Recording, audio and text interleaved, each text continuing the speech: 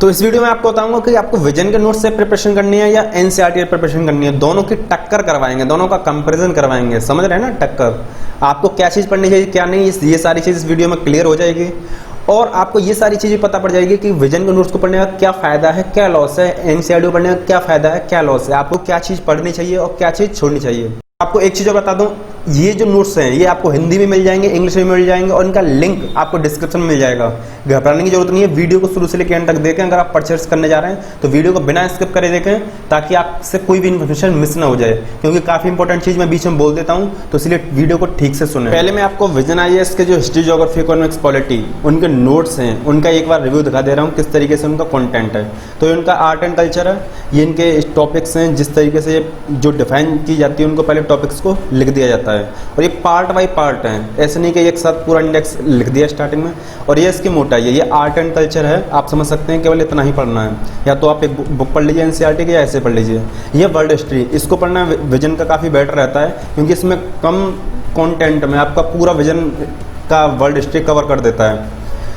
तो इसमें ये आपके टॉपिक्स हैं, आप देख के समझ सकते हैं कि किस तरीके से इसने डिफाइन किया है और इन्हीं के बारे में अंदर डिस्क्राइब किया है।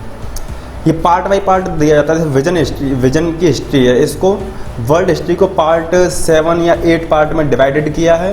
उसके अंदर टॉपिक बाय टॉपिक, जैसे आपको दिख रहा होगा 67 पेज साइड में दिख रहा होगा, तो ये एक पार्ट है। ऐसे करके 2-3 पार्ट या 7 या 8 पार्ट इस तरीके से हो सकते हैं अकॉर्डिंग टू बुक, जितनी उसकी लेंथ है। हिस्ट्री वाली में मेरे पास अभी मॉडर्न हिस्ट्री के यहाँ पर है नहीं, इसलिए मैं आपको दिखा नहीं रहा हूँ।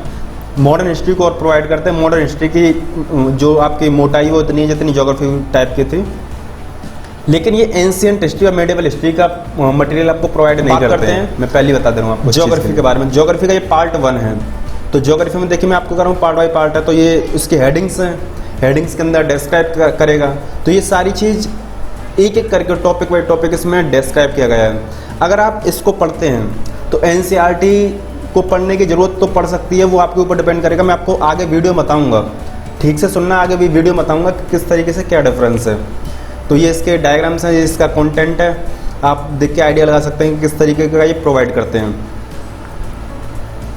और ये इसकी लेंथ है एंड ये इसकी ब्रेथ है, मतलब मोटाई, ये इसकी मोटाई है, कितनी मोटी बुक आती है। अब इसका सेकंड पार्ट है। ज्योग्राफी के इन्होंने 3 पार्ट दिए हैं, 2 पार्ट दिए हैं और एक थर्ड पार्ट जो है वो मेन से स्पेसिफिक है। अब ये जैसा फर्स्ट पार्ट था सेम वैसे ही है, कंटेंट सेम है, आपका डायग्राम्स वगैरह भी लगभग क्वालिटी सेम है, अच्छी क्वालिटी, आप पढ़ सकते हैं अच्छे से। और जो इसकी मोटाई है, मोटाई भी लास्ट वाली जितनी बुक थी उतनी है, देख सकते हैं, थोड़ी उससे ज़्यादा है और लेंथ भी सेम है। A4 साइज जितना पेज होता है, ये है मेंस स्पेसिफिक। ये वो है बुक है जो आपको मेंस में हेल्प करेगी। इसकी जो प्रिंटिंग क्वालिटी है थोड़ी सी पहली से कंपैरिजन करें तो थोड़ी बैड है, लेकिन कुल मिला के अच्छी है इसकी भी।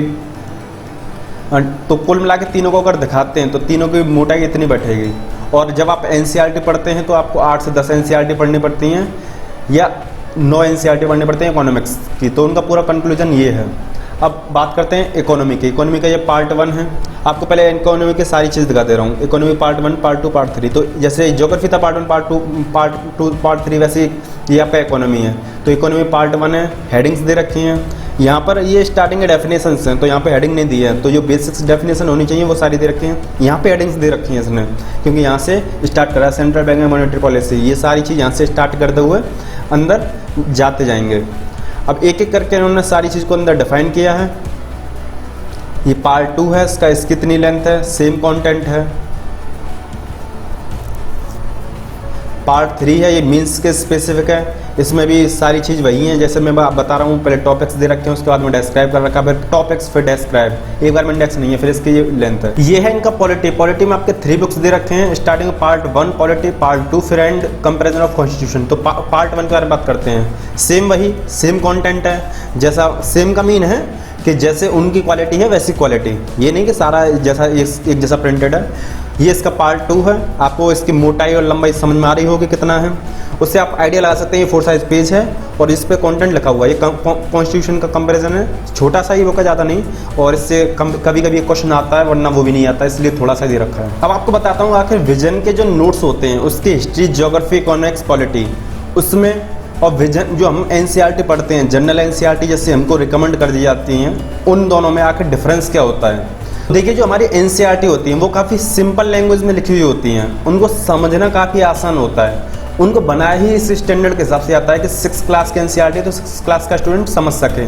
जब यूपीएससी एस्पिरेंट को उनको रिकमेंड किया जाता है तो उसका रीज़न केवल बस यही है कि 6 क्लास की एनसीईआरटी है, 7th 8th की एनसीईआरटी है, उसको 6 क्लास का बच्चा भी समझ सकता है तो आप भी समझ सकते हो। उसकी सिंपल लैंग्वेज होगी, ईजी टू अंडरस्टैंड होगी, ईजी टू रीड होगी।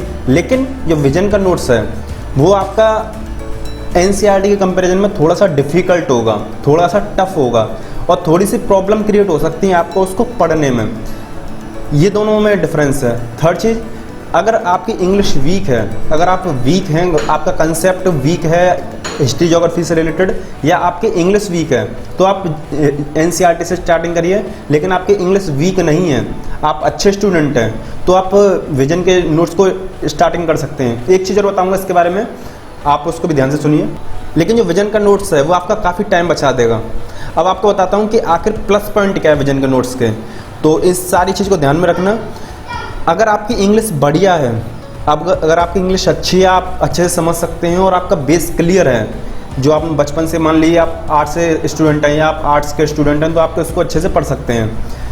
तो एनसीईआरटी को आप डायरेक्टली पढ़ सकते, इसको विजन नोट्स को आप डायरेक्टली पढ़ सकते हैं अगर आपकी इंग्लिश अच्छी है, बेस आपका अच्छा है। लेकिन एनसीईआरटी का अगर फायदे की बात करूं तो एनसीईआरटी में आपके मोर डायग्राम्स दिए होंगे comparison to Vision IAS notes.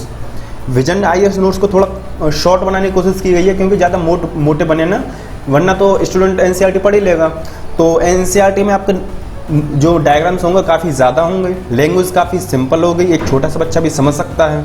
NCERT में आपकी ज़्यादा से ज़्यादा केस स्टडी दी जाएंगी जिनसे जनरल एग्जाम्पल्स के थ्रू, केस स्टडी के थ्रू आपको उस टॉपिक के बारे में अच्छे से बताया जाएगा। आपको ये deep sense of understanding provide करती है एनसीईआरटी। मोर एवेल्यूशन दिया जाएगा, आपको समझना आसान होगा और स्टैटिक क्वेश्चंस जो होते हैं डायरेक्टली आपको एनसीईआरटी से पूछ ले जाते हैं, इसलिए एनसीईआरटी को पढ़ना जरूरी होता है।